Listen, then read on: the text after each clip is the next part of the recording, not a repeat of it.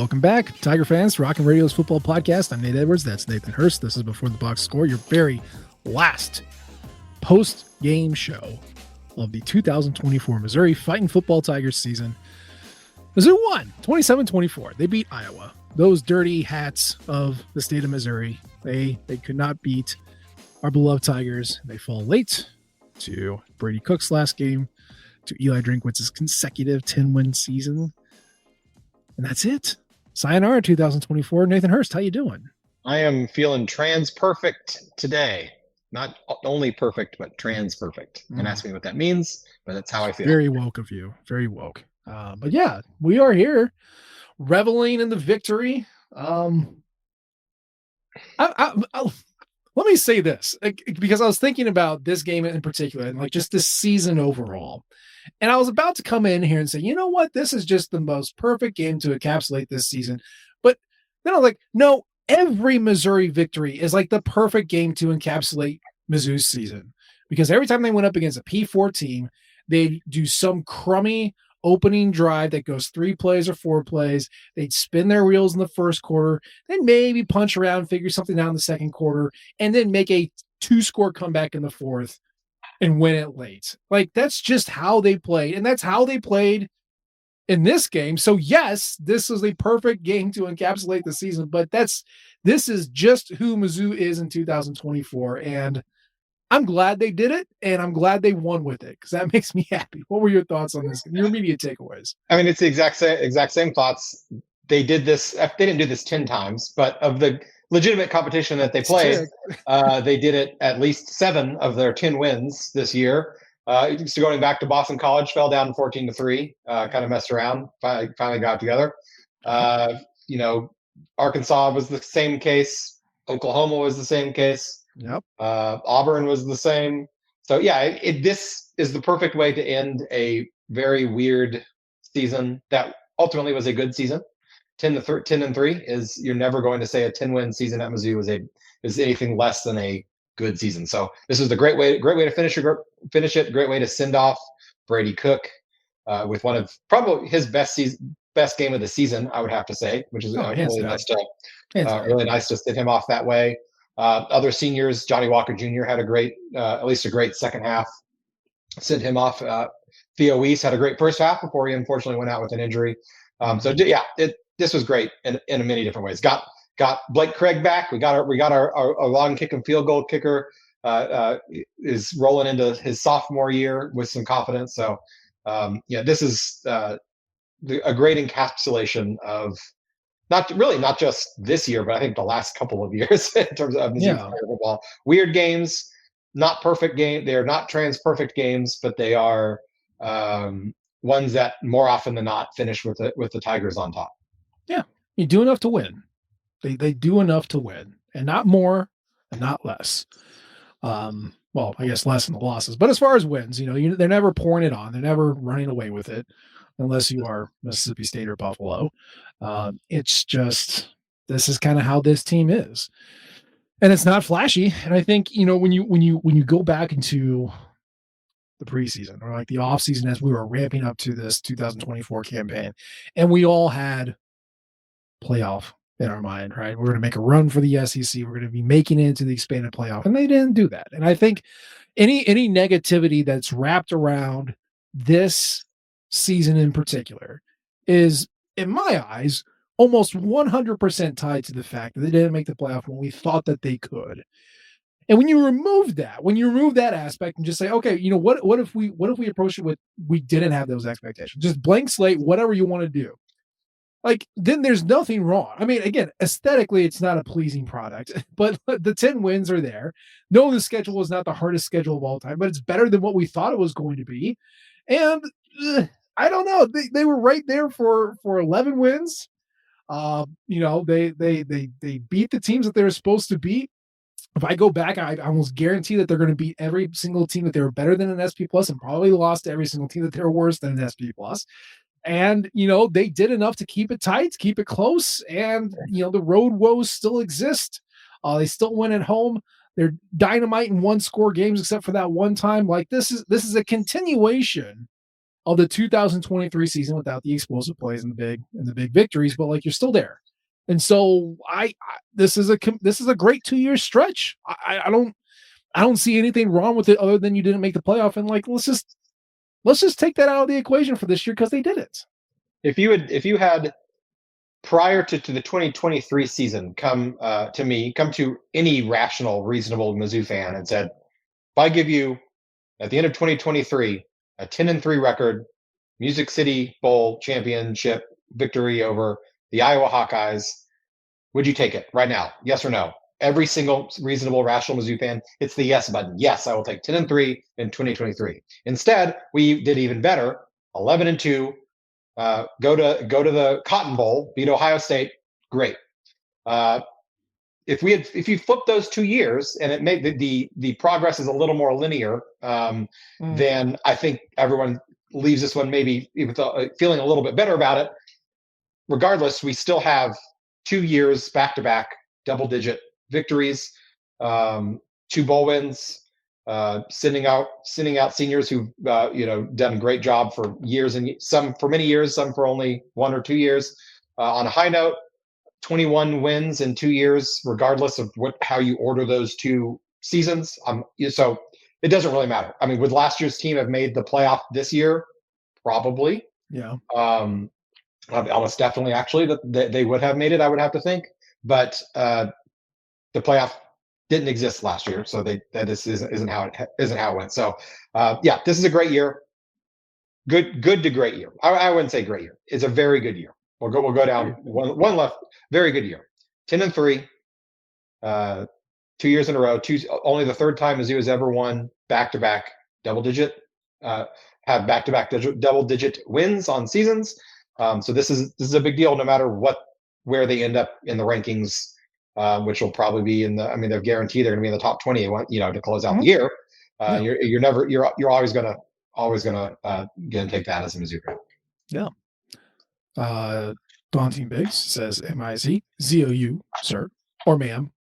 I don't know which one you are, but thank you.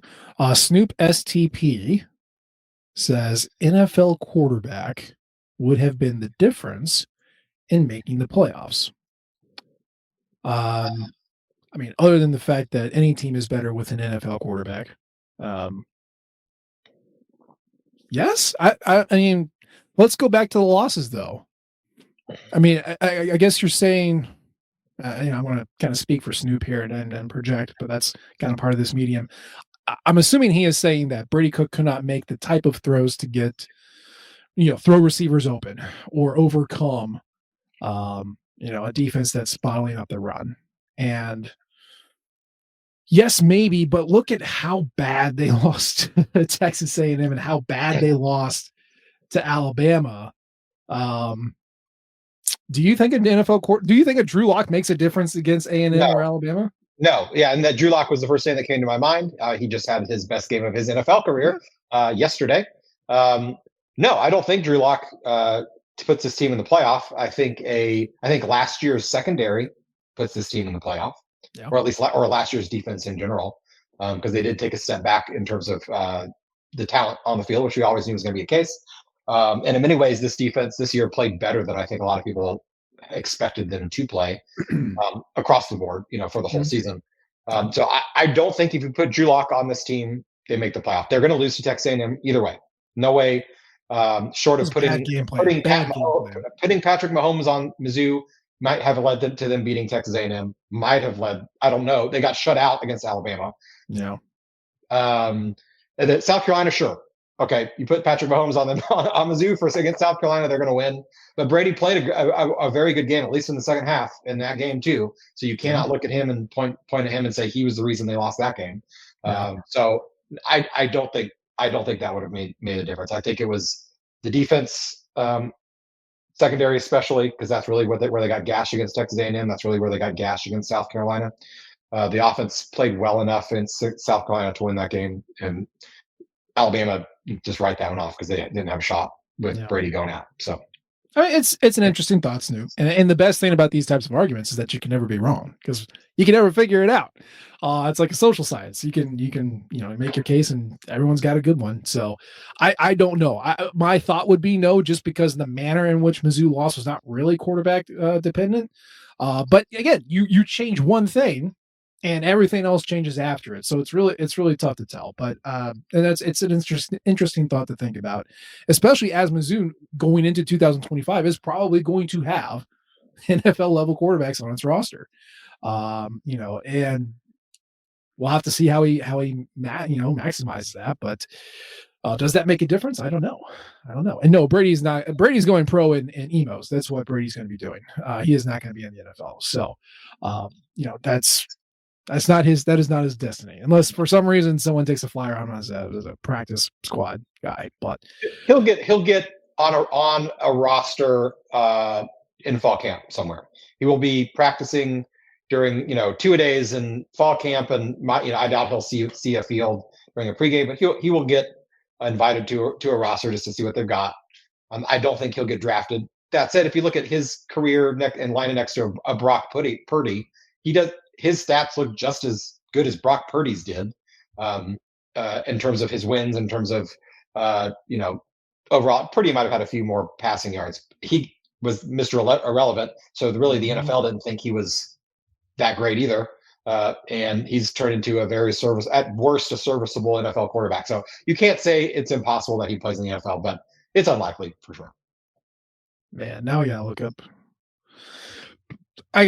Purdy for 4 years, so he will have four. He started for 4 years, I believe, so he'll have 4 years worth of stats versus just Brady's 3. But in terms of their overall production, I think they're pretty comparable. Yeah. Well, I have to find out because this is my curse. Okay. So we got Brady Cook played in 45 games. Brock Purdy played in 48. We got 1,467 attempts for Brock Purdy. I think Brady's going to end up at like 1,130, maybe 1,140, something like that. 67% completion percentage for his career. Brady's at 65. Brock had a 71% in his last year, which is really helping to carry him up there. Purdy finished with 12,170 yards. I think Cook's is going to be at 9,000, something like that. 81 passing touchdowns for Brock, 47. Okay, 49. Those are better than I had recalled, for sure. So we'll say this: 33 interceptions Purdy threw, 15 for Brady Cook, and only 2 this past year, which is huge. Also, I guess they took about the same amount of sacks, but I mean, if you look at the adjusted net yard average, which looks at touchdown, sacks, yardage, lost sacks, interceptions, plus your completions, attempts, all that stuff rolled up into one stat. Brady Cook and Brock Purdy have the exact same adjusted net yards average in their last year, 7.2.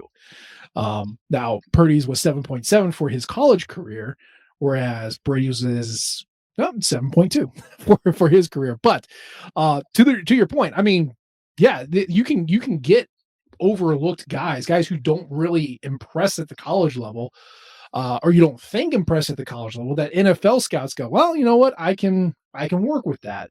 Josh Allen is a prime example of this. Now he is a butterfly because he got paired with a really great OC and a really great quarterback coach and just happened to have the natural talent. I mean, I don't know, someone might take him. We'll see if he's interested. But if not, he's got a kingdom of emos to run, so he could be okay. I don't know if I forget how we got to this, but that's not important. I will say Music City Bowl. That's right. If you look at things that impressed, obviously Brady Cook had his best game of the year. I feel confident in saying that easily. But between the rushing, basically being the running game for Mizzou for the entire game, if not 3 of the 4 quarters, plus the fact that he threw it over 30 times with no interceptions and 2 touchdowns, easily his best game. And it's really cool that is going to be his. That's going to be his swan song, right? His last game is probably his best.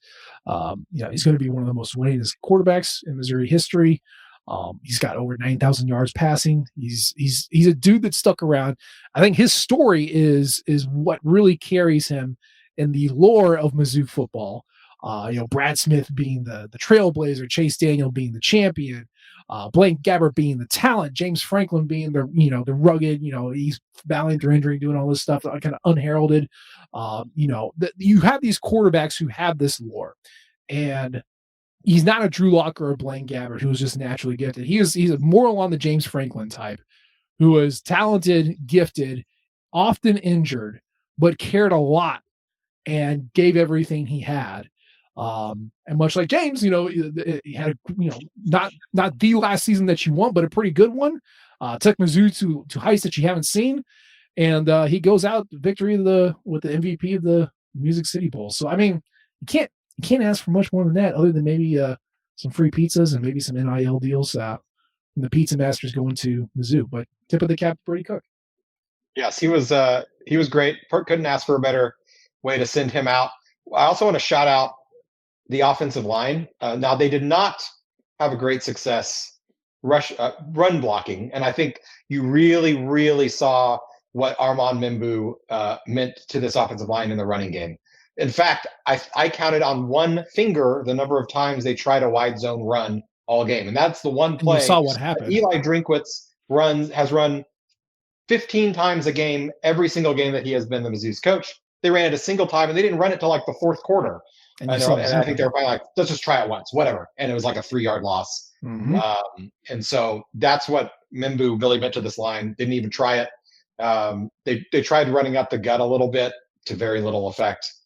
But the offensive line did do an outstanding job of getting Brady Cook days to throw the ball. He was really not pressured at all, minus maybe one or two plays on that first drive, which I still think he might have held on to the ball a little too long that first drive, and then he kind of started getting the ball out faster after that. Yeah, they really protected him well. Part of that might have been Iowa was not really interested in sending extra rushers. Thankfully, thank you Iowa for choosing not to do that. They preferred to sit back and just let Brady kind of pick them apart all game long. Not quite sure why that was the scheme that they came up with. Oh my God, that's Iowa football, man. From Norm Parker to Phil Parker, it's always been we're going to play cover 2, 4-man front, just shell defense. That's all they ever do, and it works. It didn't work. It didn't work today. It did not work today. And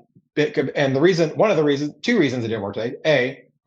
Number one, offensive line gave him plenty of time. They were not getting pressure with 4, and 2, Marquise Johnson is a dude. He's finally, I think, healthy for the first time all year. He tweaked his ankle or maybe even sprained it early in the year. We finally got to see this guy really be the featured receiver, especially in the second half once Theo got hurt. And Theo had a great first half for sure. But Marquise Johnson is more than just a deep ball merchant, and he showed that today. He hit the deep ball, but he was running every route on the field. In breaking routes, he had several of those that catching the ball over the middle, outbreakers, the deep ball, as we said. They had him all lining up all over the field, and he came through. I mean, he made some really big plays, if Brady wasn't going to get the player of the game, it had to have been Marquise for sure. So really excited about his future prospects next year. Their wide receiving core is going to have a lot of turnover, and he's going to come in by far with the most returning production on the team. So it was great to see what he can do, and the fact that they will be able to use him in a much larger capacity next year. Yeah. Eli called this an exhibition game a couple of days ago.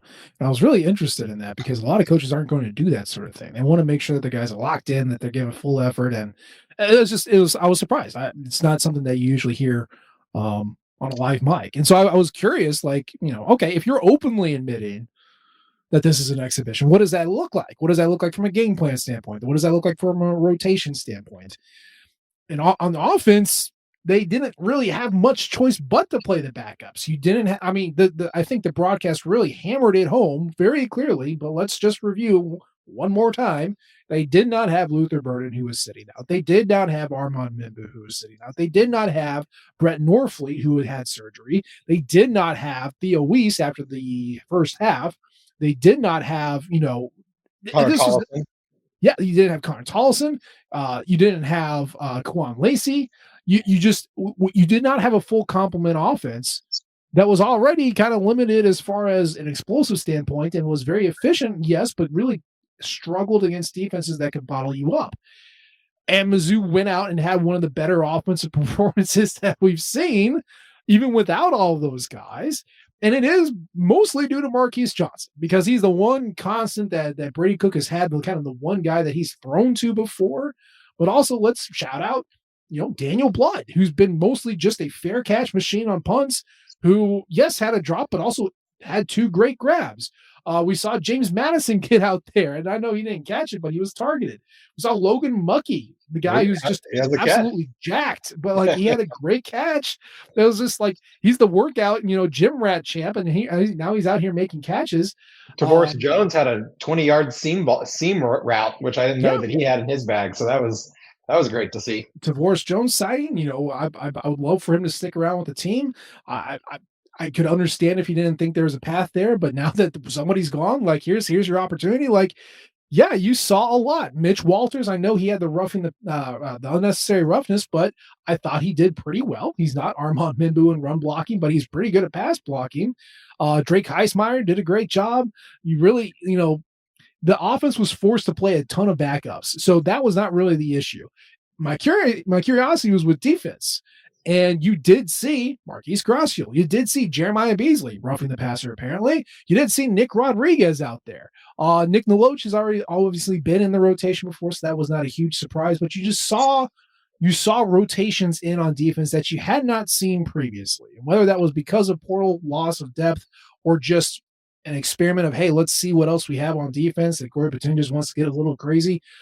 I was happy to see that. And there, Camden Ross, I like that a lot of freshmen got to play in a close game. Yeah. Agree. We saw the backups, and that's not something you've usually seen with the Drinkwitz team. So it was very nice to see. It was nice to see them. It was nice that they got to play. Yes.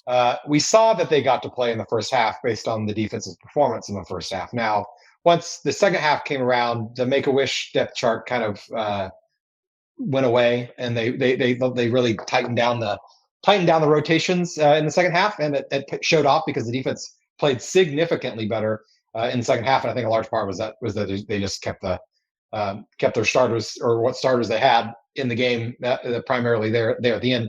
And I'll give the defense a shout out because they really locked them down. I mean, 3 points. 3 points in the second half. Mm-hmm. I think Iowa had something like 10 yards of offense in the fourth quarter. So they really shut them down there in the second half. And we got to see, Nicholas Rodriguez had some good playing time. He was running around there. Jamarian Wayne got some snaps. Mm-hmm. Nice to see, get him out there and see what he can do. So, those guys, a lot of those guys were first half only participants, and it worked out. It worked out ultimately. Obviously, they won the game. It worked out well. So I'm glad it all came together. Caleb Flagg had some interesting reps out there as well. So he was telling Iowa about it every play, regardless of what was happening on the field. He was chatting about it. He's the Chuck Hicks mantle of trash talking supreme has been passed on. May you not commit personal fouls like our dearly departed captain. But everything else I'm good with. Well, we certainly did commit enough personal fouls in his honor anyway. So I don't think we had a few. On that. We had a few. Yeah. So it was an adventure. Iowa came out looking like LSU, 2019 LSU. Brendan Sullivan was mobile out of freaking nowhere. The receivers and their tight ends were making catches that they had not made all year. It was very odd. I mean, bowl games are weird. I had a friend of mine, he's like, hey, this is exactly how we all thought it was going to go. And I was just like, 3 weeks off, man, plus, loss in the portal, depth losses. I mean, let's compliment Iowa. They were playing without a full set either. They lost their center who broke his hand in practice, which sucks. So they had a backup center. Their backup running backs were playing. They did not have their full complement either, and they looked great. Down 2 starting quarterbacks, they looked great. So they did not play like they used to. And if it is because of, kind of an extended defensive depth chart, so be it. But they looked great in the first half, and they did not look great in the second half. And yeah, credit to Mizzou's defense for locking them up. I have never seen such a violent stop on fourth down than the one we saw to seal the game. And I think it's because we saw Corey Fleck literally jump over the line and punch him in the face so hard that he goes backwards, and Dalen Carnell cleans up afterwards. That's the most entertaining fourth down stop I think I've ever seen in my football watching career. What did you think? It was a really weird play because I'm not convinced that Iowa like knew what was going on. Like I think we saw their backup center have a couple snap issues earlier in the game.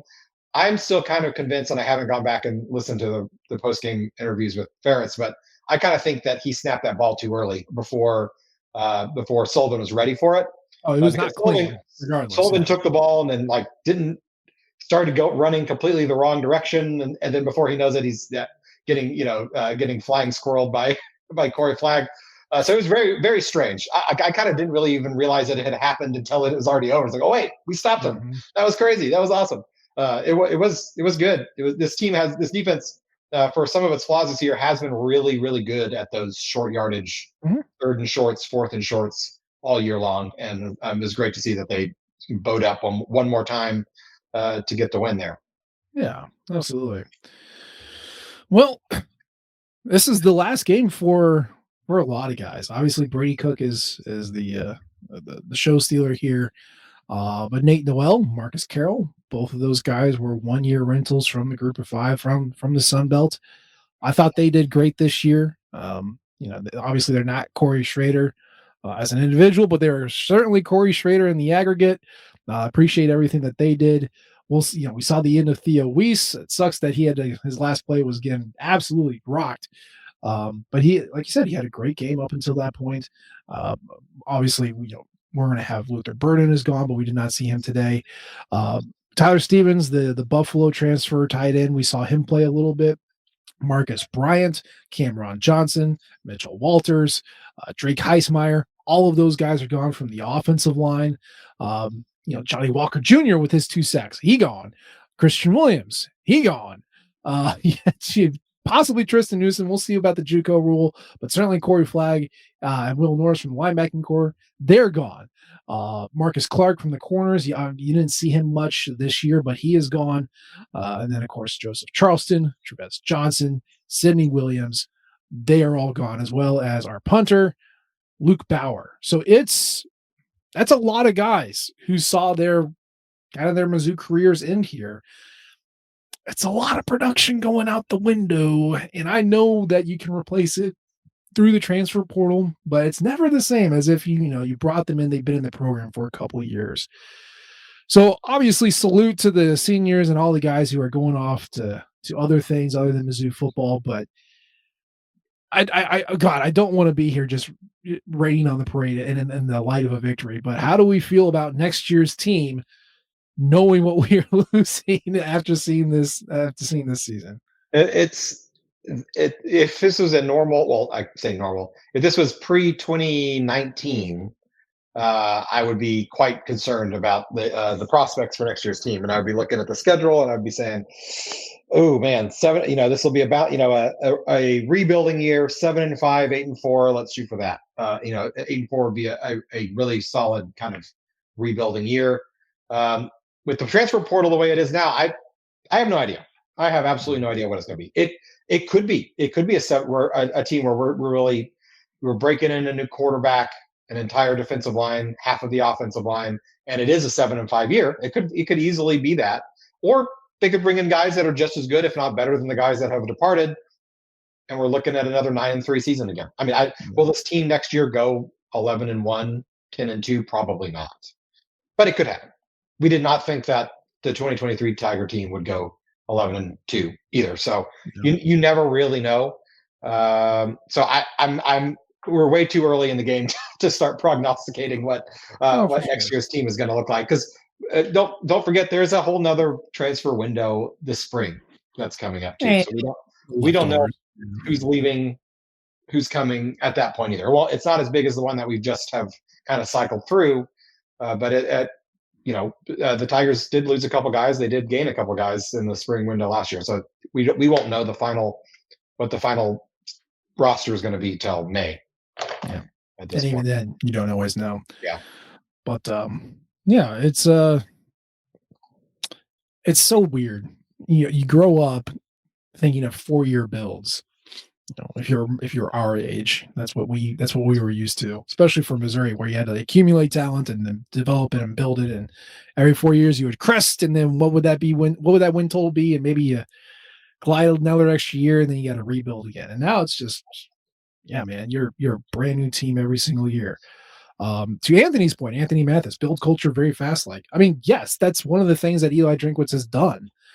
He has established a culture. Now, I think it was really rough in the first 2 years. I'm not going to tell tales out of school, but there's a very clear demarcation point in those first couple of years amongst the team, and that was not great. But he has got his guys in there. He has got of the people who are in there, they seem to be completely bought in. And if you are not, and if you're not producing, then you are not sticking around. So you have to hope that the guys who stick around and are, in the program for multiple years can bring the new guys in, bring the transfers in to keep that culture going. So yeah, definitely there. And then, yeah, now you're in a situation where you just, you plug your holes to the portal and it's completely different, and you don't know what it's going to be like, but that's kind of part of the excitement, right? Every year it's a team you don't know anything about. It could be anything. It could be 11 wins. It could be 11 losses. You just, ask Florida State, you just never know what it's going to be like. So yeah, it's tough to prognosticate, but it's a lot of talent that's leaving the team, and there's no way that you're going to be able to replace a whole cloth. But that's a good group of dudes, I don't want to throw shade at other programs, but you don't really hear a lot about them getting in trouble or anything like that, other than a couple speeding tickets or not showing up to court. When you do talk to them, they seem to have a lot of care about their teammates in this program and wanting to do well. And the head coach gets a little snarky sometimes, but it's a good collection of dudes, and whatever it's going to happen, I'm very excited for it. But yeah, every team is a new one every single year. And along those lines, I guess we should talk about the departure, right? Because DJ Smith, linebacker coach, he's going back to his alma mater, going to App State. He's going to be defensive coordinator. I will say I was kind of surprised when Eli Drinkwitz was looking outside the program last year and brought in Corey Batoon, because I'm like, hey, you got a guy who I think is pretty good. His linebackers are pretty good. But he never got the full DC title. He was always co-DC, and now he's going to be the sole coordinator, at least for now, at App State. So, yeah, congratulations, DJ. But Nathan Hurst, how do you feel about this staff loss? I mean, it is a loss. He's one of the few now original assistants that Eli brought over from App State the first time that he came over. And so that's, not only a great recruiter that you're losing, a good linebacker coach that you're losing, but somebody that has kind of built the program with Eli and has that institutional knowledge that you're going to have to fix, replace somehow. Now, I mean, this is definitely a elevated title for him. It makes sense for him to do that, not only just because he's now going to be the primary defensive play caller. He's going to be going back home to where he, went to school. That's really cool for him.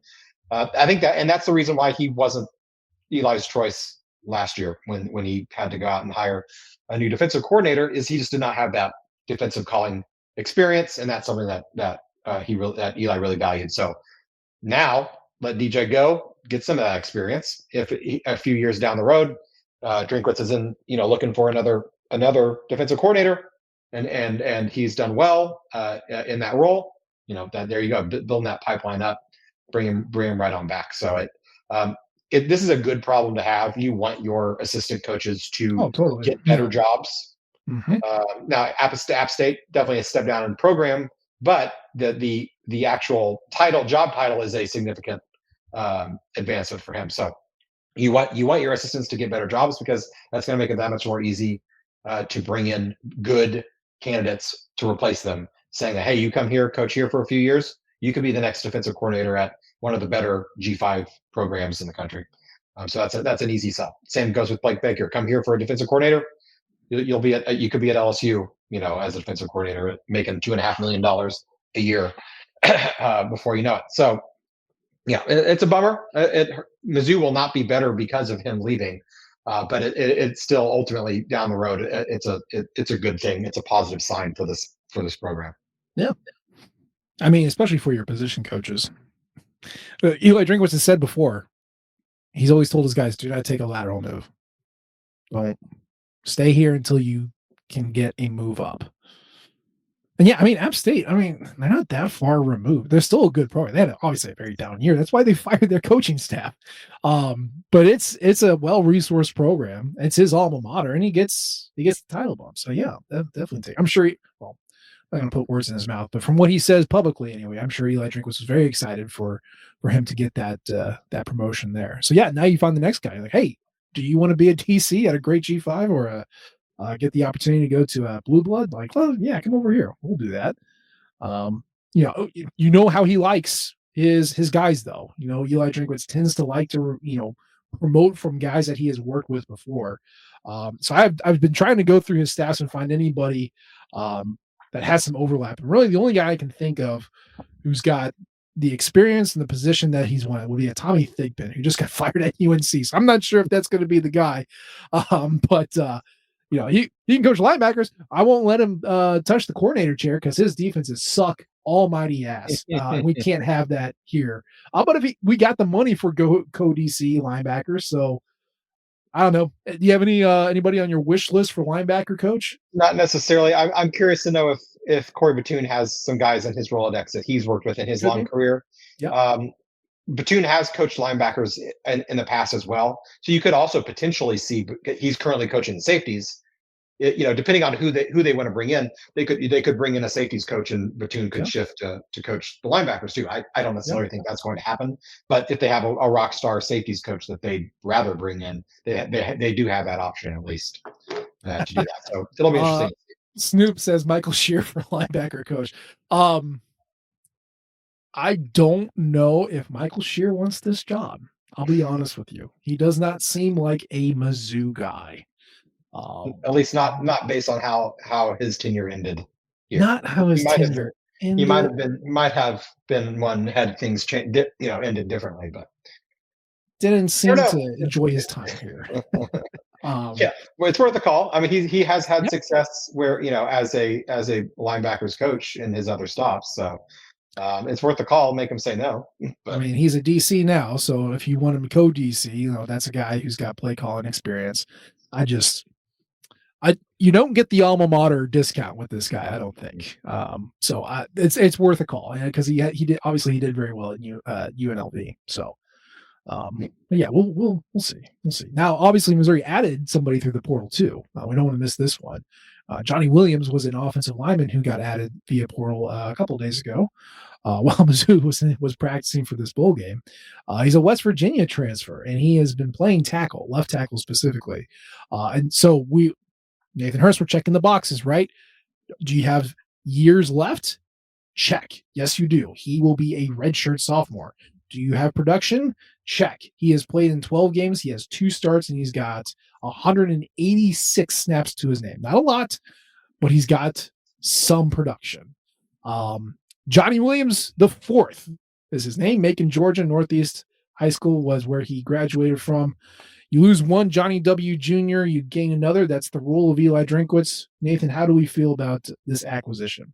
He's a nice add. To be honest, a little more excited about him than the other couple of portal linemen, just for a few different reasons. A, he's got 3 years of eligibility left as opposed to 1. He's played left tackle, which is going to be a big hole on this line. Now, is he a shoe-in for the job when he comes in? No, I don't think so. But he will compete for it. I mean, his name will be in the ring for that job. So I like it. I mean, this is not going to be like a Marcus Bryant where you come in and you're pretty positive he's got that job locked down. But he also has 3 years to earn it, which is great. That's what you'd love to see is guys coming in, guys who have competed at a Power 4 level and have more years to give beyond that. So I'm excited about it. Will he start next year? We'll see. That's another big question. He could very well be a solid starter on this offensive line for years to come. I mean, is there any position that's guaranteed? I mean, even Connor Tolleson and Caden Green, they always say that they're always going to compete. Nothing's guaranteed. So I don't know. I there's a good chance that you see a completely brand new starting five. I doubt it, but Yeah, I think the only way Tolson doesn't start is if he's still recovering from his knee and injury. that's the thing. Yeah, Um, I he's don't the only know. one that you would say 100% if he's healthy will be a starter. But the other four positions, Green's probably pretty well locked in there, but it's not. He didn't start he didn't play every snap that he could have healthy this year, so Nope. it's hard to say that he's going to be the case next year as well. Yeah, yeah. My concern is just completely health based for Connor. I don't know. That was pretty nasty injury that he got, and that's tough to come back. Now he's obviously a young guy. He's got access to a lot of medical help to it. I just don't know if he's going to be ready in time. So I hope he is. But yeah, I mean, offensive line. I think everybody's going to be able to compete. I think Javen Richardson obviously gave Marcus Bryant a run for his money, and Marcus Bryant started every single game. So if I was a betting man, I'd probably say Javen Richardson gets a tackle spot, but I don't know. I don't know which one, and I don't know, if he even starts the entire season. So, but it's nice to have as many pieces as you can. Anytime you can get a value added on the offensive line or defensive line, you take it, and this is one that they got. So yeah, I'm good with that. Plus, he's got Power 4 experience, which is nice. So we are at the end. This is it. The last podcast of the 2024 season. Obviously, this is your first one, your first complete season. We are moments away from you wrapping up your first year at Rockham with the box score. How are you feeling? Podcast, Nathan Hurst podcaster. How are you feeling? It's fun. I've been having a blast for sure. I wasn't quite sure when I started what I'd have to say, but I've been able to come up with some kind of BS at least to bide the time. So it's been a lot of fun. It's great. Looking forward to 2025. There's a lot more question marks around around the Mizzou team in 2025, which will, if nothing else, make it a lot more interesting to talk about. That's for sure. Yeah. Anthony, what's up with Firestone? Austin Firestone retired from football, so we are not going to see him anymore, unfortunately. That was before this past season. I think that was in the off season. I like that guy a lot. I was sad to see him go. But yeah, Hurst completes his first year as a podcaster and a writing contributor at Rock M. I'm assuming you're going to do it again. I'm not going to put words in your mouth. I'm not going to hold your feet to the fire, but are you coming back for next year? I mean, we're all hitting the transfer portal, right? Can I get your commitment coming back? I'll come back as long as they won't kick me out. Until someone tells me to stop showing up, I'll keep showing up. Yeah, that's good. That's good. So we got, I think we'll take a couple of weeks off here from BTBS as far as podcasting goes, but we're not going to be gone for too long because this is, the portal window is open for 5 days after today for Missouri and Iowa. Obviously, there's still some scholarships to hand out, still some roster spots that they can fill in, and they're going to be portaling because now the season's done. So you've got to figure things out. You got to bring people on campus and close it up and build your team back up. So we're not going to be gone for too long, but we are going to take a little bit of a break just to give the pipes a rest and enjoy our nights. But we'll see what that's going to be going forward. It was a good season, 10 wins. The losses were frustrating, but overall, it was a good season. You don't see 10-win seasons all that often. You don't get to see good stories like a Brady Cook or a superstar like Luther Burden come around all that often. Now we kind of figure out what the portal is going to bring and count down for the NFL draft because that's a 5-month process now. So we'll see what that process is going to look like and what Mizzou guys are going to get drafted. I mean, let's just throw this. How many Missouri Tigers? We're December 30th. How many Missouri Tigers do you think get drafted this upcoming year? Well, let's see. They had 5 drafted last year, I believe, 5 or 6. I don't think it'll be that many. I think it'll be probably 4 would be my guess. You got Luther for sure, Mimbu. I think Theo will get drafted as well. On the defensive side, I don't know. Maybe Johnny Walker Jr. Maybe he might. Someone might take a flyer on him in the later rounds. We'll have plenty of time to look at it, but those would be my my top 4 most likely to get drafted, I think, at this point. Flag is a little undersized. Otherwise, I'd think that he might have a shot, but he also wants to Yeah. get into coaching. So I don't know. But yeah, we got many months to discuss that. we don't have to dive deep on that now.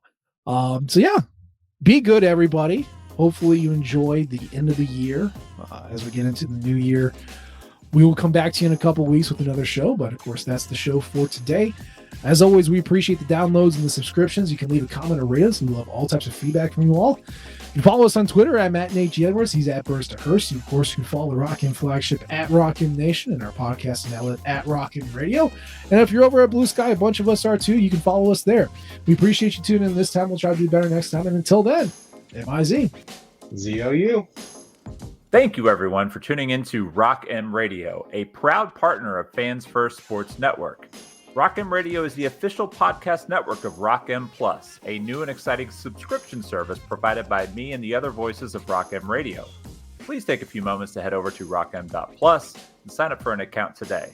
The cost is only $5 a month, and the benefits include access to our live podcast, a subscriber-only message board, weekly newsletters, and more.